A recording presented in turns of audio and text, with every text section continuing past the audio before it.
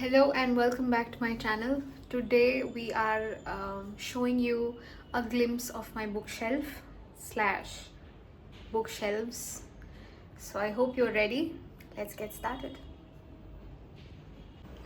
So as you walk up these stairs, you will find this one room which is called Mezzanine in a Bengali household.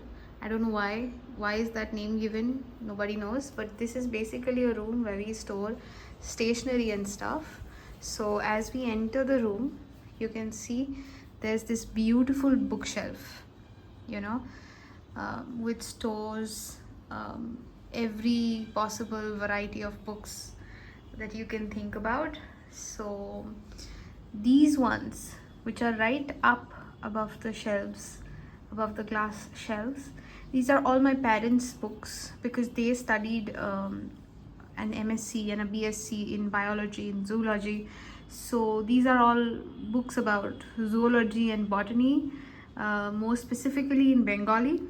But since I'm an art student, I don't really need it. So once you enter the room, the first thing that you're going to see is this humongous pile of notebooks. So some of these are planners, some of these are bullet journals, others are simply note-taking notebooks. These ones in particular are my college note-taking notebooks, which are completely filled up in these 2 years of going to college. So that's that. Yeah. Then here you will see a pack of Hauser gel pens, which are very useful for anybody who is going to, write notes or go to college or write exams. These ones are David Desch's A Critical History of English Literature. These are two basic books that every English literature student must have, because it gives you a summary about the different periods of English literature. Coming up, we have this beautiful, let me give you a close-up. This is my beautiful collection of Penguin Little Black Classics. I have not read all of these, no, but some of them I have. So there are a few books that I started kind of collecting, which if I shift right here, and if I open the bookshelf up for you, you'll be able to see these ones, right? So these are, for example, my first book, my first Penguin Little Black Classic, if I have to be precise about it, was probably not one of these. Yes, it was one of this. It was Only Dull People Are Brilliant at Breakfast. This is my first kind of Penguin Little Black Classic, which is also, by the way, my favorite Little Black Classic. Then there was another book called, I guess, Letters to a Young Poet by Rainer Maria Rilke, or Rilke. So I don't know if it's here. We have to search it. Well, Rainer Maria Rilke. I think Rilke is upstairs. There's all sorts of authors and poets here, but I can't find Rilke here. Must be upstairs. But these are my prized possessions, and I got this during a sale for half the price from Amazon. So I think this comes for around 5,000 rupees, and it consists of 87 books. I got it for 2,500, so it's a really prized possession, although I have not yet read all the books that you can see. I have read some, I like some, especially there are some books about Japanese haikus and Japanese short stories, which are very interesting, and I love those.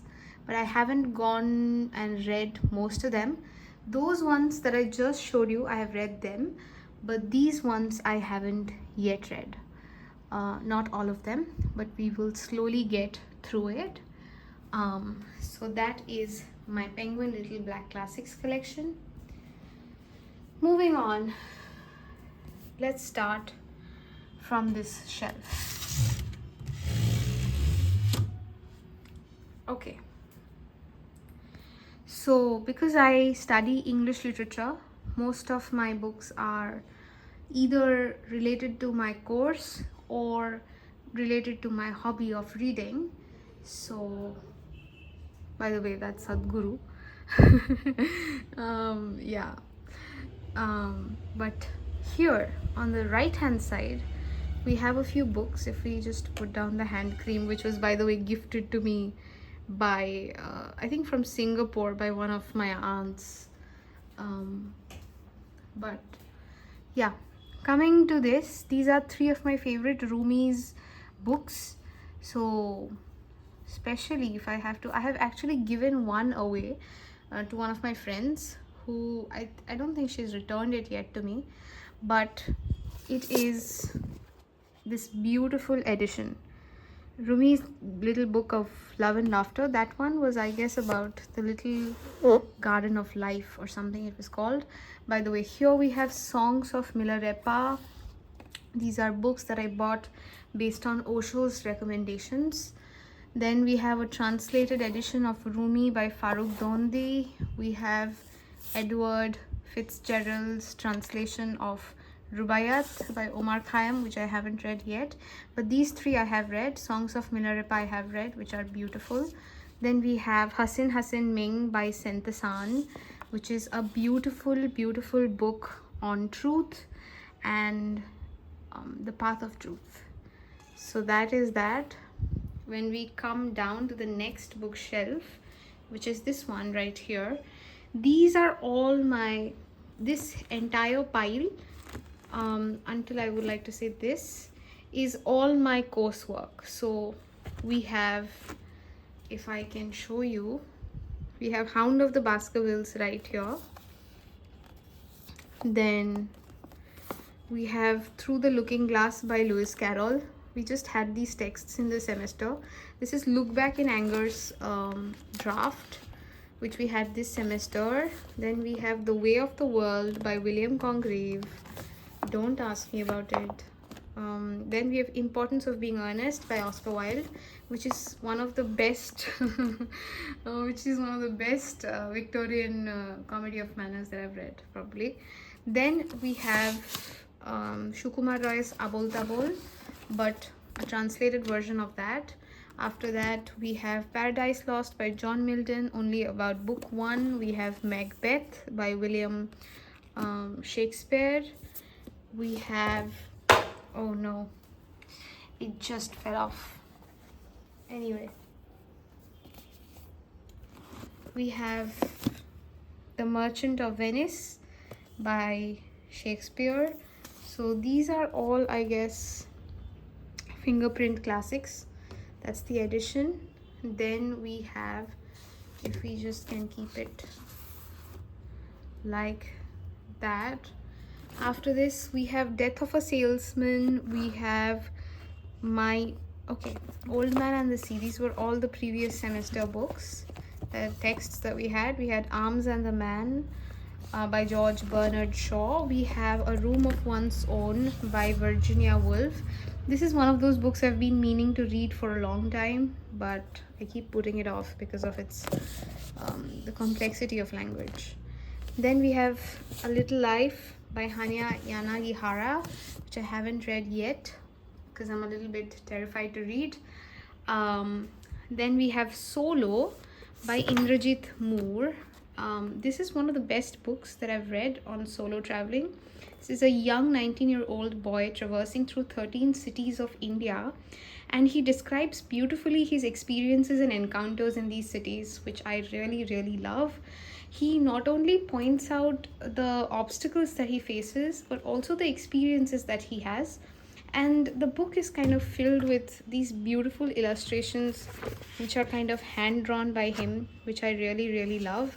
So if you can take anything away from this video, one of the things would be to get this book, because it's a fantastic, fantastic book for anybody who is planning to solo travel but cannot because of parental restrictions or anything else.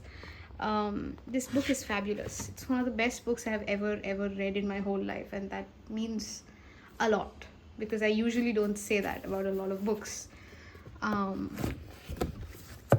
Then we have Wabi Sabi by Beth Kempton. I don't know why it's reversed, but that's that. Then we have Virginia Woolf, Mrs. Dalloway. I had to read this for one of my tutorial projects. We have The Outsider by Albert Camus, which we also had for one of my modules or semesters. We have Claire Keegan's Small Things Like These. We have Patanjali's Yoga Sutras. We have Ruskin Bond's Ghost Stories. These are all books right now. From this section onward, these are books that are childhood favorites of mine, other than this one. This is The Little Book of Hige, which is one of the best and the most aesthetic books that I've seen in my whole life, isn't it? But anyway, if I have to take you through the rest of the books, these are all Agatha Christie's and Satyajit Ray's. And the only book that I bought and I didn't read is Sister of My Heart by Chitra Banerjee Divakaruni. And yeah, these are all the books. We also do have a limited edition premium version of the greatest works of Oscar Wilde. And this one, if I have to show you what this contains, this has one of the best intros on earth, and it has the picture of Dorian Gray and the importance of being honest. I did have a copy of Picture of Dorian Gray as well, but I don't know where that is right now. But I just love this edition. It's just so beautiful, and it looks so royal and regal and aesthetic. What are you? To define is to limit. This is one of the greatest possessions I have. I think this should be kept, like on display. The greatest works of Oscar Wilde. And I also do think that this has to be kept somewhere here so that it doesn't obstruct the view. We also have this shelf, which contains all of these classics, Penguin Little Black classics that I have read, and therefore they're kept separately. This has Only Dull People Are Brilliant at Breakfast, It Was Snowing Butterflies, The Night is Darkening Around Me, The Old Man of the Moon, Leonardo da Vinci, The Yellow Wallpaper. Then we have Wailing Ghosts. Oh, here we have Letters to a Young Poet by Rainer Maria Rilke. Lips Too Chilled by Matsuo Basho. We have A Pair of Silk Stockings, Kate Chopin, which is one of the best books I've read, alongside Lips Too Chilled. These three are probably some of my favorite books of all time. We have the Dhammapada by Anonymous, probably Buddha of course, but translated by somebody. We have White Nights by Dostoevsky, which I do not like. Unpopular opinion, but I didn't really like it. It was just, it was not for me. Anyway, coming to the second bookshelf, which I think I should show you at a wide angle view. We have a lot of books over here, and these are all books that I bought not recently, but over a period of the last 2 years, because my taste in books has also changed alongside the way that I read books has also changed. There are many people who sort of like reading books based on their moods. I like reading books based on genres.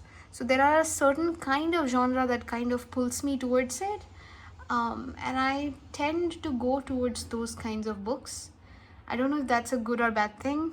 Probably bad, because you have to diversify your taste at some point and accept everything for what it is. But I just really, really get pulled towards literary fiction and life and spirituality and that kind of thing, more than the romance section or the fantasy or whatever it is. Anyway, let's get started.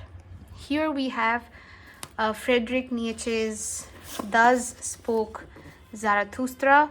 This is one of a Penguin classic, and it was also highly recommended by Osho. So I really wanted to see what this is about, although I haven't really gotten to it. By the way, this video is going to be too long, so this is going to be part 1 of my bookshelf, because we have a whole other bookshelf upstairs which it will not be possible for me to show you today, but let's see how far we can go. This is Thus Spoke Zarathustra. I haven't yet gotten to it. Moving on, we have the Penguin book of Japanese short stories. Haven't gotten to it yet. We have, by the way, when I talk about Japanese stories, I love Japanese fiction, I love Japanese literature, I love cozy Japanese fiction. So this one I picked up from Oxford bookstores, probably this year or last year. This is Great Japanese Stories, but I haven't really gotten to it, and this also consists of the actual Japanese texts and the literal translation, and I think this contains Mieko Kawakami, Murakami, and other people like that. When we talk about Japanese fiction, let's do Japanese fiction. We have Hang Kang, The Vegetarian, which is a controversial but a beautiful book according to me. I don't know about others. I usually don't handle books in this way, by the way. If you are seeing this video, if you see me handling books in a certain type of way, it's not because I handle books that way, it's because we're shooting a video and we are in a little bit of rush. Then we have Genzaburo Yoshino's How Do You Live, which is one of the most aesthetic, most beautiful, most simplistic books I've ever read, and yet it teaches you so much about life. So that's How Do You Live by Genzaburo Yoshino. Then we have Before the Coffee Gets Cold. I had another version of this, but I probably gave it to somebody to read and they haven't yet returned it. Then we have I Want to Die, But I Want to Eat Tteokbokki, which is a good book for people who are seeking psychological solace. Yeah, it's a good book. I would recommend it. It's like a solid 4 stars. This is basically conversations with a psychiatrist and her patient, and if you can see my fingers, if you can note, there are spider webs in between my fingers.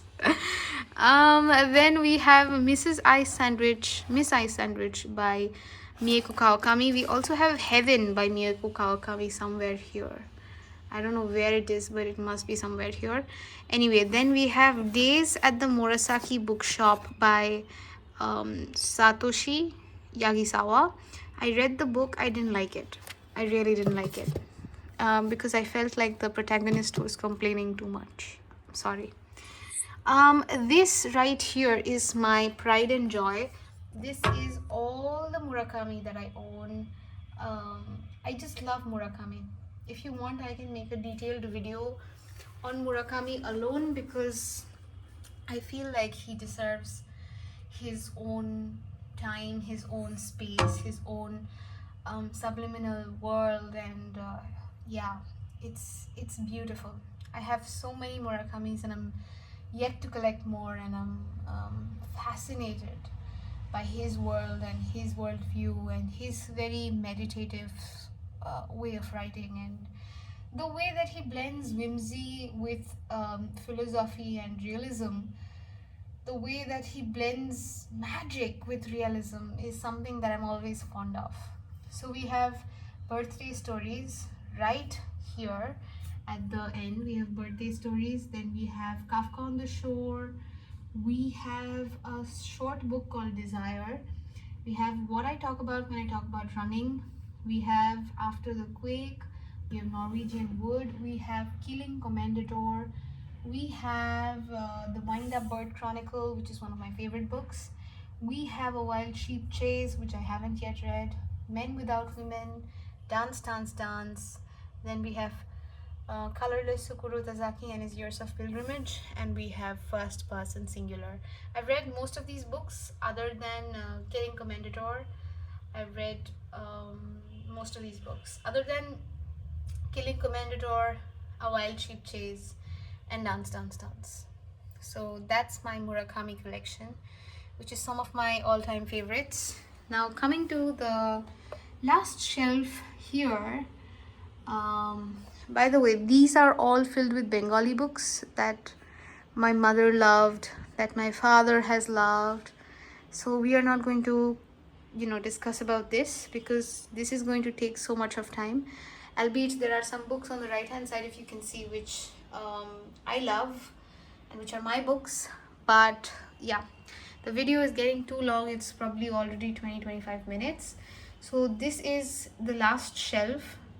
Oh, by the way, we haven't really covered this shelf yet, right? All right, so the last shelf that we have contains Metamorphosis and Other Stories by Franz Kafka.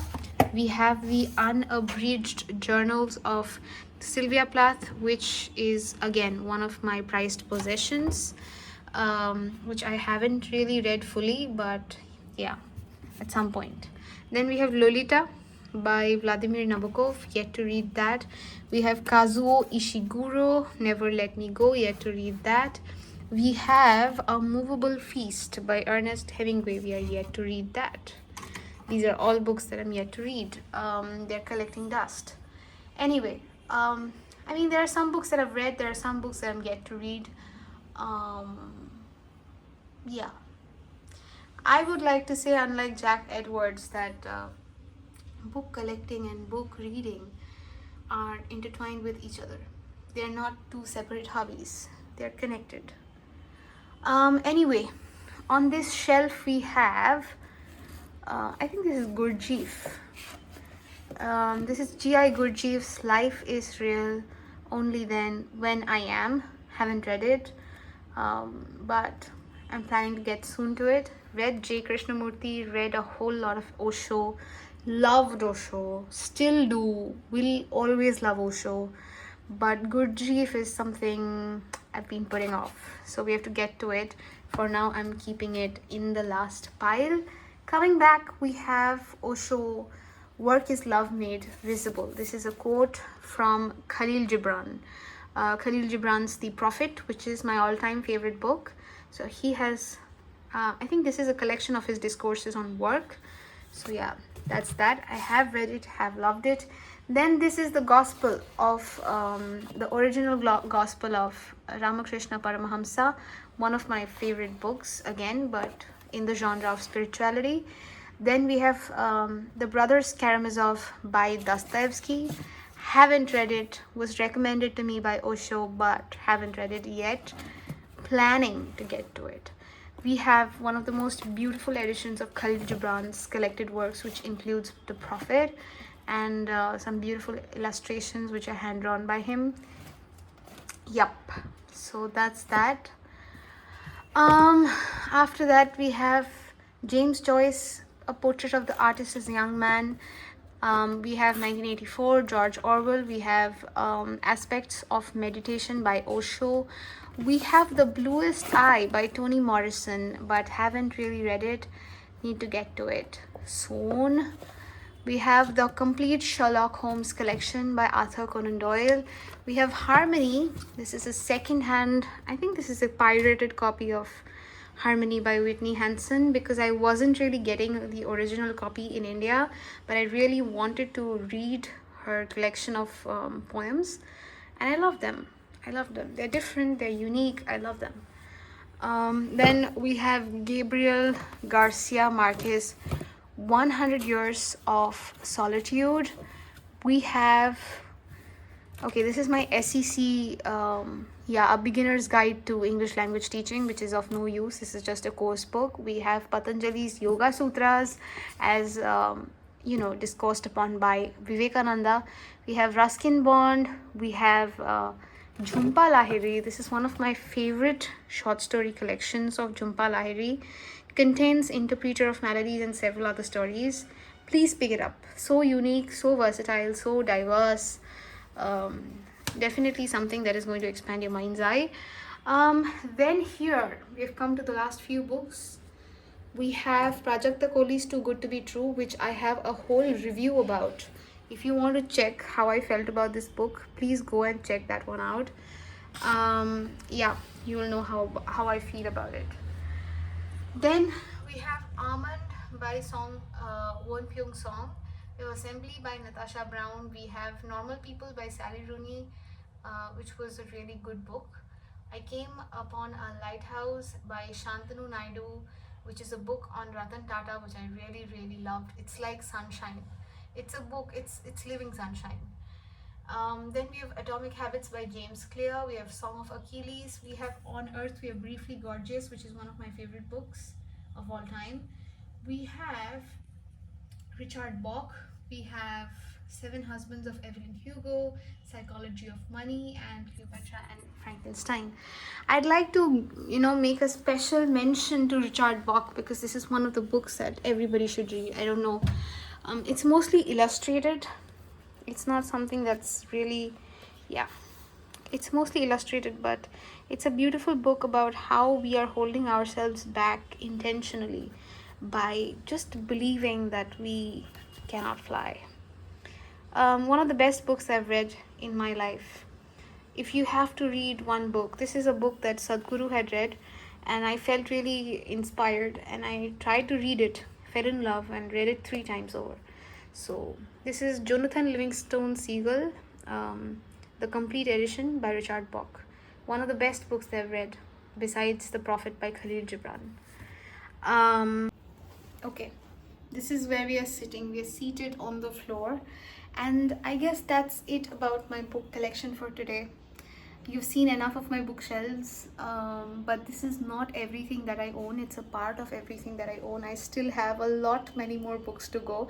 If you're interested in checking that out, please let me know in the comment section. We will do a part 2 of the bookshelf tours. See you soon. I hope you're taking care of yourself, your body, your heart, your mind, your soul. Yeah, bye.